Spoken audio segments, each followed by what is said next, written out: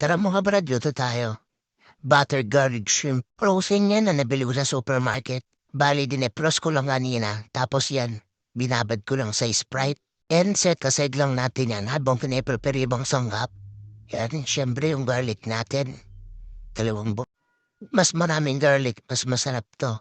Maragay yan, manamal natin ihiwahin. Wala tayong food processor.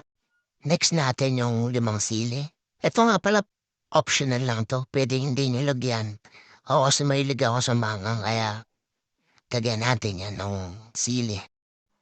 Next, painit lang tayo din ng kawali. Tapos lagyan natin itong butter.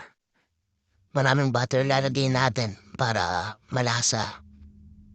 Tapos igisa natin yung bawang. Yan. Lagyan natin yan lahat. Masarap pong maraming garlic. Tapos itong hipon, dinrain lang natin. Tiyanggal natin yung Sprite. Tapos yan, gigisa lang natin yan. Ng paganyan. And then, siset aside din natin yan mamaya. Try nyo na rin tong recipe na to mga brad. Tapos like and share nyo na rin tong video. Hinahulang natin din yung hipon. Nagtira tayo ng garlic at ng butter. Kasi naglagay tayo ng tomato sauce. Tsaka ng oyster sauce. Gagawa tayo nung sarsa niya. Yan, megos-megos lang natin yan. Next niyan, lagay natin yung sili. Optional lang po ito na humahilig din kayo sa manghang. Gisa-gisa lang natin yan.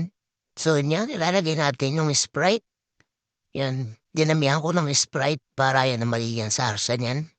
Naglagay lang din tayo din ng kaunting paminta at asin. Hintayin lang natin medyo lumapot. Tapos ilagay natin itong hipon na sinetaside natin kanina.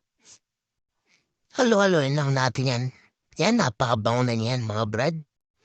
Pwede nyo pong paigahin yan mga brad. Kuhain nyo ng medyo masarsa pero sa akin okay na yan. Sarsa pa lang yan mga brad, ulam na. Kaya transfer na natin yan mga brad sa serving plate para makapag-food trip na tayo. Yun no. Tas yung kawali niya no. Magsasanod pa tayo dyan.